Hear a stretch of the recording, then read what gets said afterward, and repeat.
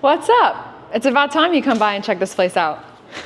So a lot of you are new here, but for those of you who aren't, you know that we started this business in Alex's parents' living room. So I'm gonna insert a clip for those of you who are new here, who can see exactly where we started from and why this is honestly such a big deal to us. So the room that we're in now is our showroom, at least that's what we intend for it to be. These are our rod racks, and this is where we have our BTO series rods, our templates for Sam to use and for customers to feel when they come by and when they're deciding on a rod. We also have rods that are awaiting pickup order. So we've got some repairs here, and we've got some custom rods that are just waiting to be picked up and put to use. About 2 weeks ago, we finally installed our slat wall. So we've got some merchandise here, and we plan to have some different baits. Maybe Alex will make some custom baits as well, and we'll have them here available for pickup in the shop. But yeah, we love how this came out. In addition to this being our showroom, this is also where a lot of work gets done. So this is actually my little work area here, my desk where I do all of our decals and all of our communication. I usually sit here throughout the day when I'm editing videos and getting back to your messages and stuff. So while I'm getting work done here, Alex and Sam are always behind me here, and this is where all of our rods get wrapped. So Alex and Josh actually custom built this table for our power wrappers. And this is kind of, you know, where we keep everything that they're gonna need handy. We've got our giant thread board here for selection of every color that you can think of, practically. All of our wrapping supplies here. We've got rod storage here as well. These are super handy and convenient racks where we just keep everything organized and out of the way. This is our TV that rarely gets used, but we're happy to have it anyways.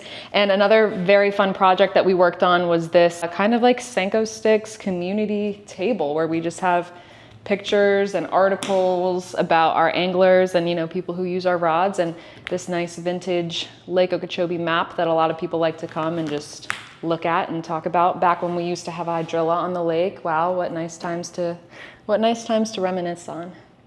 This is a nice little addition that we added recently. This is to keep all of our BTO labels organized. So Sam and Alex come over here, they look for the ones that they need, 7.4 heavy fast, and they can just grab them right out of here. More models coming soon. More models coming soon. All right. Now I'm going to show you guys our epoxy room. Before I show you this, I need to paint a picture for you guys of fold out TV tables that you use when you're sitting on a couch and eating dinner with. I want you to imagine 3 of those, and I want you to imagine one of these spread out amongst 3 of those, rotating and drying one rod at a time. Okay, that's how we used to do things, but this is how we do things now. We're in the middle of a paint job, so please excuse that. But this is where Sam and Alex come and they epoxy our rods, and at the moment we have 24 dryers, always ready to dry some rods. And we're working on adding a few more here. That'll be just keep ordering rods and we'll eventually fill up this wall. Keep ordering rods. Our goal is to have Sam full-time with us. Sam is part-time right now. So honestly, every BTO order that you guys place is 1 inch closer to getting Sam out of corporate America. So we really appreciate that. One thing that we really wanted and that I did a lot of research on was an air purifier, not only to extract the epoxy fumes, but to keep as much dust as possible out of this room. This room is completely airtight when the door is closed. It's got a seal on it. So this extracts all of the dust so that your epoxy finish is always perfect. So ever since we found out that we could write off our dog on our taxes, Jupiter has been our guard dog and our greeter. You know, just like how Walmart has greeters and they hand out stickers, that's kind of what Jupiter does, but she hasn't really gotten a good grasp on the stickers yet. Honestly, she's not the best guard dog either, but she is here for emotional support at all times, which is a huge job within itself.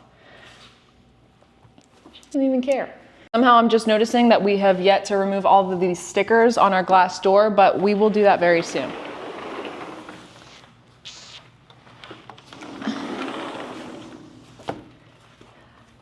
Obviously, you guys see that this is where Alex keeps the boat, but more importantly, this is where we keep all of our rod blanks. So People ask all the time what kind of blanks we use. We do have our own blanks that Alex designed, and they are manufactured here in the United States that are exclusive to Senko sticks. But if you're ordering a custom rod and you have a rod blank in mind that you really like, we're happy to build on any rod blank that we can get our hands on. That includes MHX for mud hole, rain shadow, point blank, really anything.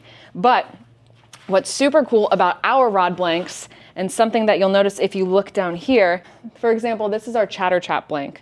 This is a 7.6 medium heavy moderate fast blank, but the SKU number on this rod blank from our manufacturer is 76MHF034, and that 34 is not an inventory number. That's actually the number of tries that it took to get this rod blank to exactly the way that we wanted it. So this is a blank that took 33 no's until they finally got it perfect. That just says a little bit about, you know, how much goes into our rod blanks and really how much thought, time, and effort went into manufacturing and designing all of these rod blanks for them to be exactly the way that we want them to be.